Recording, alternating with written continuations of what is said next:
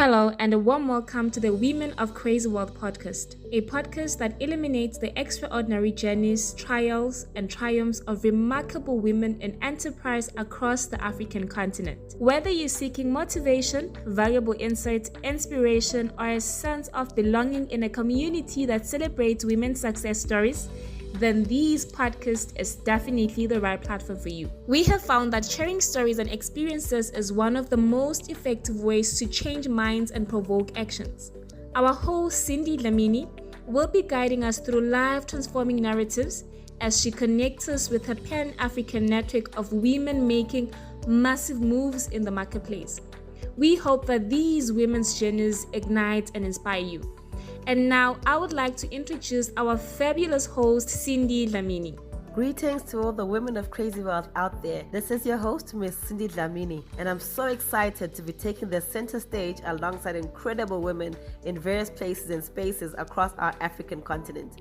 Together we'll be sharing profound insights, winning formulas, as well as intertwining our stories of success and empowerment. It's important to note though that this podcast isn't just about storytelling, nor is it limited to an exceptional listening experience, but it's an actual fact a movement. And your tuning in every month is crucial to the rhythm and growth of this movement. Now, with that being said, I'd like to encourage you to assist us in growing our podcast community by simply sharing the podcast link with your women networks far and wide. Okay, so today we've got the beautiful Chantelle Botha joining us all the way from Cape Town in South Africa. Chantelle, how are you? I am so well, Cindy, and so excited to be on the show today. Fantastic. Now, if you don't mind, could you just kindly introduce yourself to our audience so we can get a feel of who Chantelle is? 100%. So I was born in Zimbabwe. Didn't spend too long in Zimbabwe, but it developed such a love of Africa in me, being born rooted in the heart of Africa. We came out to South Africa when I was about 4 years old, and I spent most of my life in Johannesburg. Very sort of ordinary upbringing, typical South African upbringing. I was blessed to grow up on a farm, which again fed my love for the land and just this freedom of nature and all the rest of it. I grew up and then I never got married, believe it or not. I had a son when I was 18 or 19 years old. I had my son. My son is 27 years old today. So yes, that makes me 47. And I'm so gratified that we have such an incredible close relationship. He works overseas, so I probably see him once a year, sometimes every second year. But we have walked through some really, really hard roads together. But today we are closer than ever and we pretty much share everything, and he's my absolute pride and joy.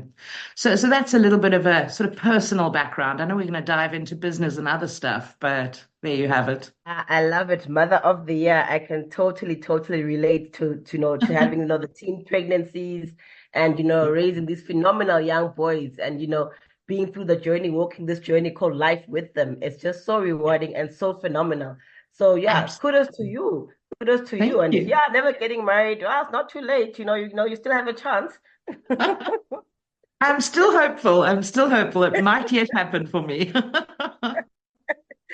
All right, Chantal. We're going to move on to the next question. You were talking about being raised in Zimbabwe and then doing a bit of Johannesburg and then finally getting to Cape Town. So in your upbringing, who exactly was, the most influential person in your life and why is that? Cindy, honestly, in my upbringing, and I refer upbringing to kind of like your formative years, before you start adulting formally. I really can't think of anyone in my upbringing, but I can tell you when I was in my mid-30s, my dad was the most influential person in my life at that point, in time. I was just coming clean from my second drug addiction in the middle of my 30s. My dad was my biggest supporter. I had alienated myself from friends, from family. I had lost everything. And I was having a huge pity party with Dad one day. And I said to him, why me? Why is everything going so wrong? And I'll never forget the words he said to me, Cindy. They actually turned out to be the last words he spoke to me because he passed away the following day from a heart attack. But he said to me, Shan, he said, stop asking why and start asking what next. And since that day, those words have framed my life. They've guided me. So he's had such an impact on me in the last sort of 15 years or so. And that is so incredible. I can just literally, that just lands in my heart. Don't ask Mm, why, what next? Because, I absolutely. think this now just ties into my next question for you being, what has been your biggest failure? And, what was the greatest lesson you learned from that? So I'm just hoping you're going to touch on that season of your life, because I believe, like you're saying, second time recovery from a drug addiction, that must possibly just fall under your biggest failures. Or there could be more. I don't know. You can share if you feel free. Well, Cindy, you know what? It's interesting that you say that because for the longest time, I thought that my drug abuse was my biggest failure. Hell, girl, I did it twice. I didn't learn my lesson well enough the first time. I had to go and do it again the second time, right? Um, and I've always thought that that has been my biggest failure. But it's the thing that underpinned that was my biggest failure. I've just recently discovered that I have spent 40 years under the cloud of shame. And my biggest failure, I believe, has been not dealing with it sooner. I can so relate to that one. I mean, a whole 40 years of shame. And then again, now the follow-up question from that is, what was the lesson you learned from that? I mean, I can imagine 40 years of shame. That's a long time. That's a long time. How did we even get from shame to liberty? Maybe let's get into that. Oh, Cindy, you're opening up a kettle of worms here. So, my shame, and it's been a long journey. When Dad passed away, when I cleaned up when I was in my mid 30s, I embarked on an absolute passionate study of personal mastery, of NLP, of coaching practices, of personal development, personal growth, all of that stuff. And I've done that religiously for 10, 15 years, as it were. Um, and I've just never felt like I'm able to break through. And last year was my sort of crucible year. I really, really dove into what is wrong with me. I have always felt like I'm broken, like I'm deviant, like I'm twisted, like there's something wrong with me. And last year, I finally got the answers. The root of my shame lay in my sexuality, and I have resolved my ideas about my sexuality. So I've just recently experienced what I call a sexual awakening, but it actually had nothing to do with sex. It had everything to do with understanding my ideas about sexuality, my sexual identity. And in so doing, I believe well, no, I don't believe, I absolutely know I've shed the shame and I've stepped into the fullness of who I am. Chantal, you're such a powerhouse. You're like dropping these little bombs, little nuggets of truth here. You're like, oh my gosh, let's learn more. What are we talking about here? Sexual identity. What's that about? Well, how deep do you want to go? We've got time. So effectively, what I believe is, in Napoleon Hill's book, Think and Grow Rich, he speaks about the power of the sexual drive, and he speaks about how sex is directly related to our creativity and how we express ourselves in the world. So you ask, what is sexual identity? Sexual identity, I believe, and I have only my experience to go on here, but I believe our sexual identity frames who we are in the world. It frames our fullest identity. So if I look back to my experience, living under this cloud of shame for so many years, I never felt worthy. I always had this mantra playing in my head: I'm broken, I'm twisted, there's something wrong with me, I will never make it. And when I started understanding my sexual identity, and how I did that is I gave myself permission to figure out what brings me pleasure, not what society tells us is pleasurable. I explored on my own. I'm a single woman. And I explored and I figured out what my pleasure language is. And that opened the door for me to start understanding my sexual identity. I started seeing where I had warped it in previous experiences, where I had actually played out my trauma. Um, and that allowed me to also, looking at my identity, my full identity through the lens of sexual identity, I was able to see, I know this sounds weird, but I was able to see the parallels between my bedroom personality and my life personality, my career personality. And understanding the thing that brought me pleasure in the bedroom also showed me what brings me pleasure in business, and it gave me permission to pursue those things. And to me, that's been the most beautiful thing because it's opened up my life and my business in ways that I could never even have imagined. Love it. And now I'm just going to really divert from, the script, like I said before. Now, how do we link all this to Chantelle, the entrepreneur, Chantelle, the coach, Chantelle, the amazing, phenomenal being that we are today? How is all this linked to that?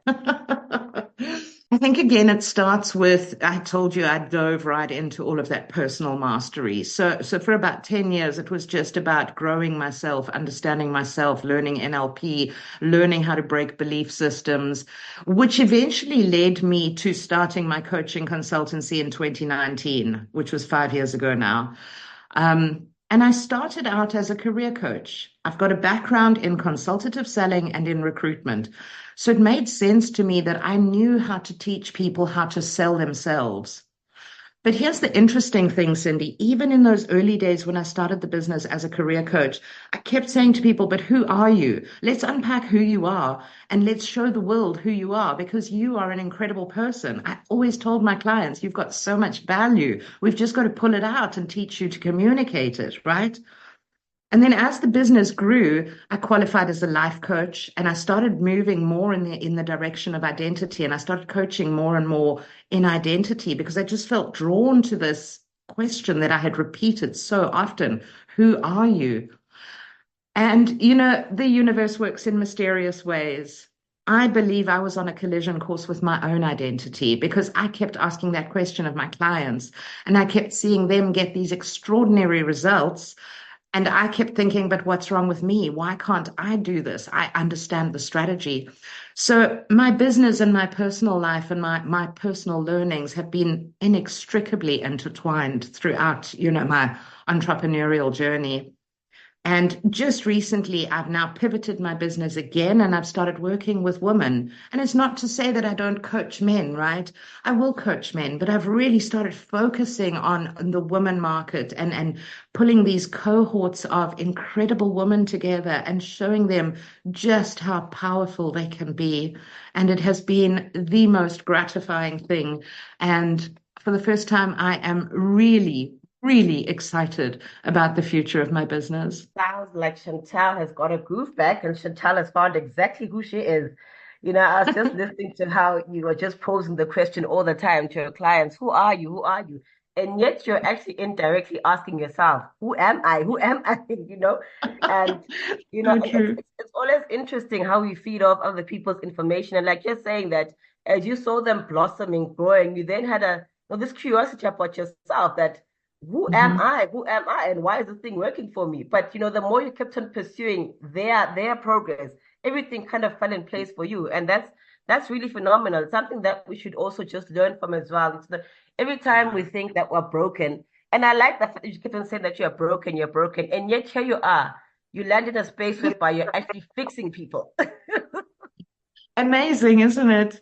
And this is why I honestly think, Cindy, in the days of our parents, I'm sure you remember, there was very much a separation between work and home. You went to work and you brought your work self, and you came home and you brought your home self. And again, for years, I've said that we're out of that. Our work selves and our home selves are the same people, right? And we've got to integrate the two. And if I look at my journey, that's what I've done. I've truly integrated the two. And I think that is also what sets me up for success with my clients now more than ever. Absolutely. The Chantal we see at home is the Chantal we see in the office. There are no two Chantals, it's just one. Correct. Correct. I love that because I'm just diverting once again. We always talk about this work-life balance concept, and I just love your perspective. Look, there is no balance. You shouldn't tell at home, you shouldn't tell at work. I love Yeah. that. I love that because we keep on wrecking our brains of thinking that I have to be Cindy at home, the mom, Cindy at home. I don't know what else I could be at home beside a mom because that's what I do the most. I'm a mom at home all the time, and I love it. And then now Yeah. I'm here to talking to Chantal. I must now be this podcast host. I must be something different. And yet I'm still Cindy. You are. You're still the same person. And you know what I've discovered in this journey, Cindy? And the interesting thing is, I discovered this even before my sexual awakening, I started talking about it. And it's this principle of pursuing pleasure.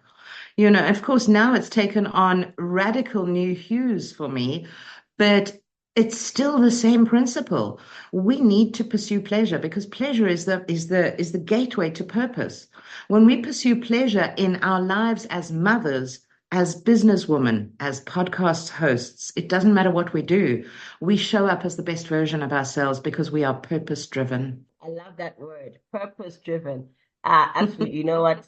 Life without purpose, I always just think is, a life not well lived, if I can put it that way. It's identifying that sense of purpose. And you know what? I'm just listening to your journey. It sounds like it took a while to identify what purpose is. Would you say you've arrived at identifying purpose, or you're still in pursuit of purpose, or are you on this journey of discovery? Yeah, yeah. Where are we on this pursuit of purpose? Are we there? Are we somewhere in between? Cindy, it's quite interesting because I think this concept of an overarching life purpose, I very often try to simplify it for my clients because it can feel quite intimidating. We've got to settle on this one thing that is our life purpose. Yet, having said that, years ago, I discovered, I traced the thread of my life, and I discovered that my life purpose is to inspire and empower. And the two of them have got to go together because I'm really good at inspiring people, but we can't leave people inspired without tools to move forward. We've got to empower them to move into that next phase of life. So I'm very clear on my purpose. I have been for some years, but I've never been as clear in the manifestation of that purpose. I've always been, is this what I do? Is this what I do? How do I express that purpose? And I feel like now with this recent journey, I feel like I've unlocked the expression of that purpose, if that makes sense. So it makes total sense, total sense to me. And I love how you're just saying it's always been like, what am I doing? How am I doing it? I always ask myself these questions every day. I mean, every time I prepare for a podcast, it's like, what are you doing? Is it having any Mm-hmm. impact? How do you know if you've not arrived at empowering anybody? Perhaps that's my next question. Just once again, diverting from the script. How do I know that, I'm just not just inspiring, because there's a thin line between inspiration and Mm, empowerment. How do I know yeah. I'm not, okay, now I've arrived at empowering someone? I'm not just saying, Mm, motivational words. I'm not having a motivational speech. I'm not just mm. coaching and coaching and coaching. What are the results of empowerment? How do we see that? Absolutely. And such a great question. I'm going to refer back to my experiences recently. Everyone that I have met recently, whether it's friends, whether it's family, whether it's clients, whether it's business colleagues, they keep saying to me, what's happened? You look different. And I smile at them and I say, we wear change on our faces. And the same is true for the clients that I work with. Sometimes in the work that we do, Cindy, I mean, I'm a speaker as well as a coach. And sometimes when you speak to an audience, you don't know whether you've empowered them or not. But I know when I walk with my clients, when I coach my clients week after week after week, I see the change on their faces. And I think for me, that is the most gratifying thing. And I must also just tell you, I record, with my client's permission, of course, I record the coaching sessions. And very often at the end of a journey with my clients, I say to them, go back and watch that first call and look at your face and look at your face now and see what you have achieved in your life, because that's all the evidence that you need that this has worked and has changed your life. I love that. I'm going to start looking at myself in the mirror more often. There you go.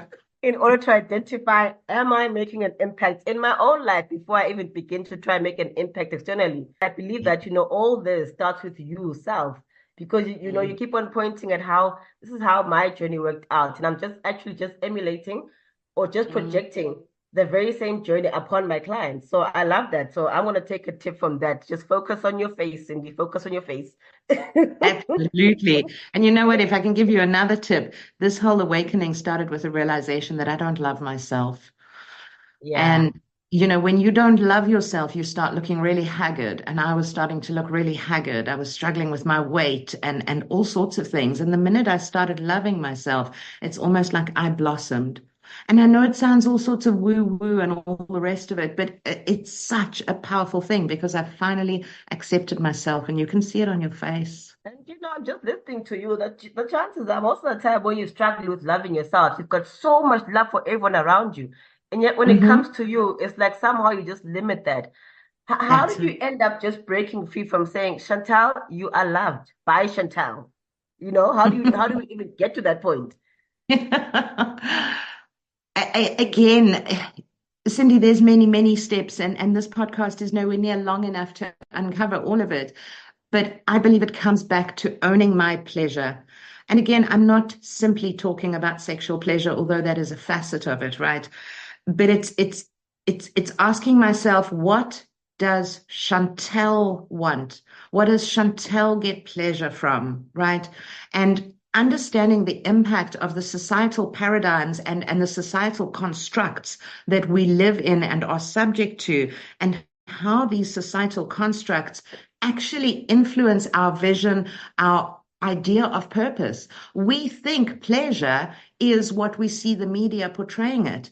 And a classic example is pornography, right? We'll look at pornography and we'll think, oh, that must be pleasure. And it's so not, and it warps our perception. And that's just a small example. We look at people like Richard Branson, we think, oh, that must be pleasure, but it's not for me, it's just for the exclusive few. Right. And it's really about getting really, really, really honest with yourself and saying, what brings me pleasure? Not what has society told me what brings me pleasure. And the more you pursue what brings you pleasure, the more you're actually giving yourself pleasure. So you're loving yourself. And that's where that shift starts taking place. And that's how I sort of experienced it. Like I said, it's a long and windy path, and there's a lot of aspects to it. But for me, that was the thing that sort of ignited it.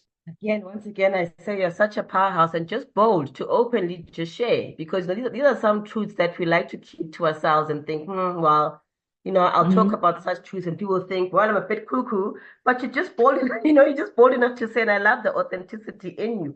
Now, I'd like to know something. I'm just going to backtrack a bit now. This is the Chantal we have now in 2024.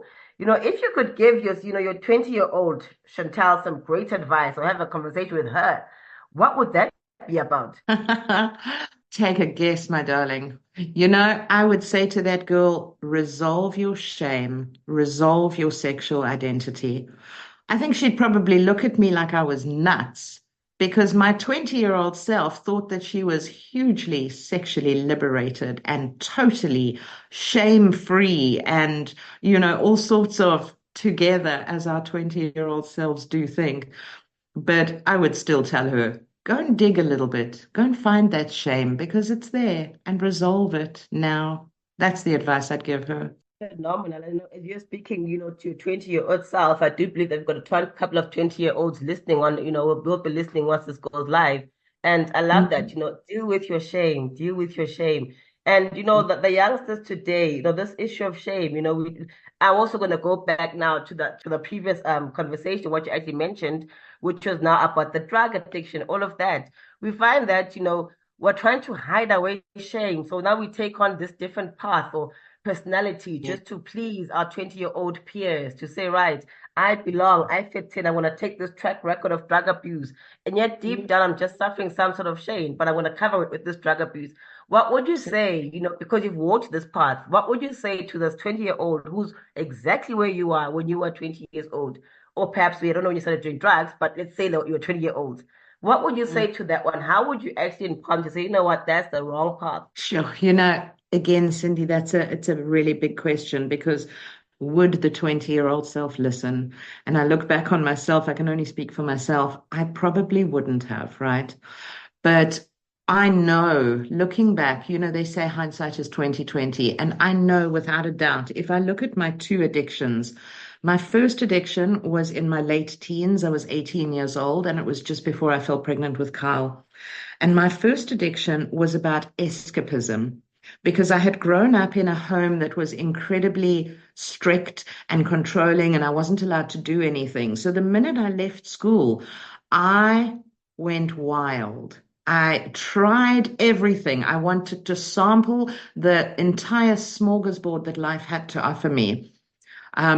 So my 20-year-old self who got addicted wasn't so much numbing the pain of life. She was trying to experience the pain of life, but she didn't know how to do it constructively.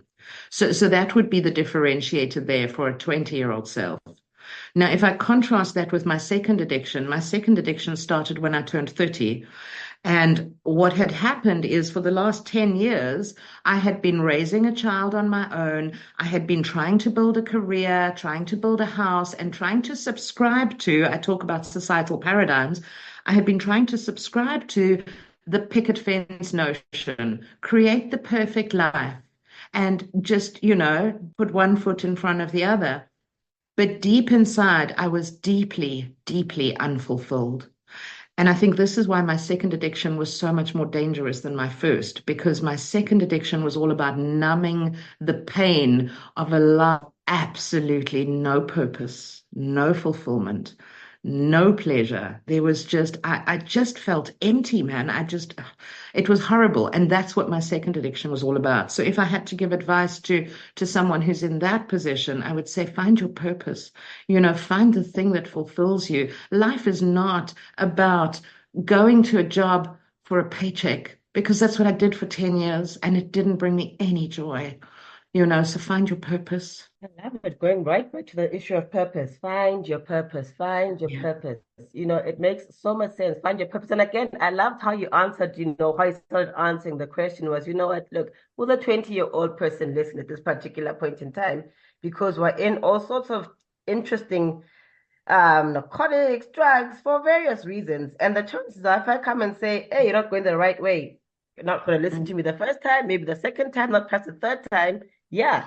But now I just want to jump into something here, and just going back to your industry related kind of question for you. You're a life coach, you're a speaker, and you're just a phenomenal mom. That's just, on the sidelines. But, in your opinion, what should what should everyone in your industry either stop or start doing according to what you've experienced? Cindy, I think it's two sides of the same coin. The deeper I entrench myself into both coaching and speaking industries, the more I see an absolute lack of authenticity.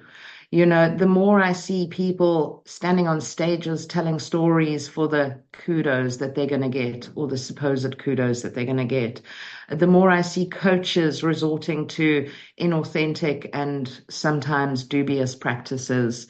And I really, authenticity has become a buzzword in our society, but it burns me. I can't stand it. So I really believe we need to stop paying lip service to this concept of authenticity, and we need to start being honest. Who are you? I'm going to come back to that question. Own who you are. Own your experiences. You don't need to milk your experiences for the sake of the audience, for the sake of what you're going to get paid or whatever it might be. Become honest, because people will hire you for I always say it, people will hire me for my Chantelness.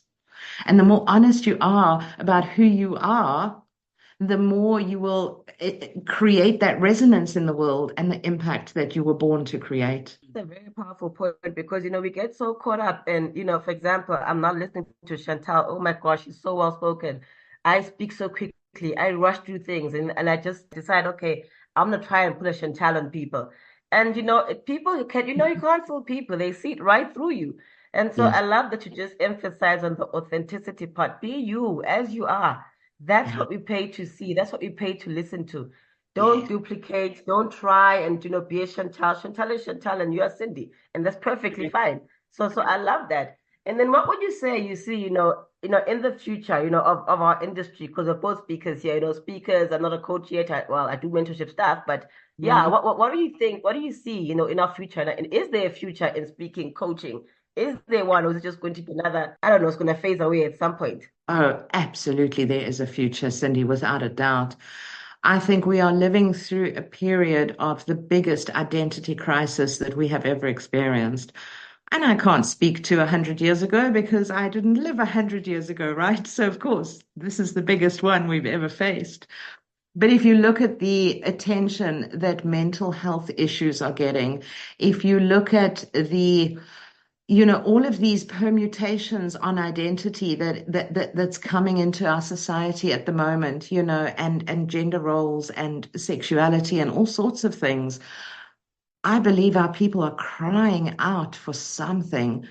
Fundamentally, I believe it's purpose. I believe we've lost our sense of purpose, and purpose is inextricably tied to identity. That is my business model. It is purpose and identity that will unlock the vision for your life, that will unlock that fulfillment, So I really believe that the industry is only going to grow, and I almost want to say there will be more need for more of us, speakers and coaches.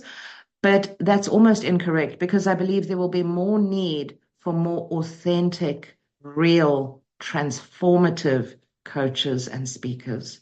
And hence that call back to being honest. Fantastic. So seemingly the future is bright according to Chantelle, and I believe you because I love that you just said there'll be no more need for, an authentic, transformative, bunch Yeah. of coaches, speakers. That's what we need because, we can't just be speaking to things and you can't see the change. Doesn't make any sense at all. So authenticity, transformative leader speakers, I believe you. I believe there is a future there. And kudos to you for just saying, look, I'm going to pioneer change whichever way I can possibly do it. And I'm going to focus on identity and purpose, which now also leads me to my next question, again, diverting from the script here exactly. What exactly is your message? Now, I want to get Chantelle as my speaker. What is Chantelle really, really focusing on? What would I be getting from Chantelle as a speaker? Okay. Such a great question, Cindy. So I created a business model called VIP, and effectively, I know I help people to create what I call VIP lives. Now, for the longest of time, we've had this fascination with the VIPs in our orbit. The glitz and glamour of the celebrity lifestyle, and that's kind of tied to VIP. So I play a little bit with this concept, right? But for me, VIP stands for vision, identity, and purpose. Now, I coach and I speak on all three areas. I can coach and speak on all three at the same time, or I can hone in on one of the areas and really break it down. But I think to take it one step further, one thing that I'm absolutely certain of, my audience knows me for actionable takeaways. I will never deliver a talk or a coaching session without making sure that my audience can walk away with something that they can implement now. And that's very important to me. I love it. Action orientated. Again, this is phenomenal because we go through all these conferences, we sit, we have a listen, we're empowered, we're excited, and then when you get home, we're like, right, what do I do? So, Exactly. and I've been through so many of those. You get home, you're excited, you're like, right, great, Chantal said this, but how? So, you give us that bit of homework and say, right, after all this, here's your homework, students. Make sure you do it Oh, there right. you I'm gonna go. come back and mark you. Yeah. Love So I it. love that. Chantel, a couple of questions to go, maybe two or so. If there was one thing that you could be remembered for in this life, what would that be? Cindy, I think it would be helping people to break free of shame. I'm tempted to say helping women to break free of shame, but I believe that many men live under the burden of shame too. And as much as my focus is now moving more into woman-centric initiatives, I believe that men can also break free. And that's the one thing that I would like to be remembered for, helping people live absolutely liberated lives where they can step into their power and step into their fullest potential. That would be my heartbeat. Love it. And my final question to you, which is actually very important in just under 2 minutes, Chantel, where do we find you if you want to book you for a speaking, event? You want to have this coaching sessions with you. Where do we find you? Are you online? Are you on Facebook? Are you on Insta? Where do we get you? Okay, so LinkedIn is my absolute playground. So LinkedIn is without a doubt the best place to find me. If you simply go into LinkedIn and you type Chantelle Botha Catalyst, you will find me on LinkedIn. But what I'll also do for you, Cindy, is I will pop you my links over and you can just pop them down in the chat box or in the comments below. Ladies, we have Chantal, so much insight. And if you do want to get a hold of her, we will have her links and we will be happy to share with you as we upload this podcast recording. Chantal, thank you so much for giving us your time. Thank you so much for just sharing a bit of you. And thank you so much for just being you, your authentic self. We love it. We appreciate it. And we love to hear it and see it. Thank you so much for joining us. Thank you, Cindy. I had so much fun. Really, really enjoyed this session. And it's been a real pleasure. Thank you. Thank you for tuning in to this month's episode of the Women of Crazy World podcast. Remember to share the link to your women's network on your social media platforms. And because we absolutely love to hear from you, do drop us a comment in the comment section below on how this episode has inspired you. Looking forward to learning and growing with you once again. So do join us next month at 3 p.m. for yet another live transformational episode. For now, it's goodbye from us.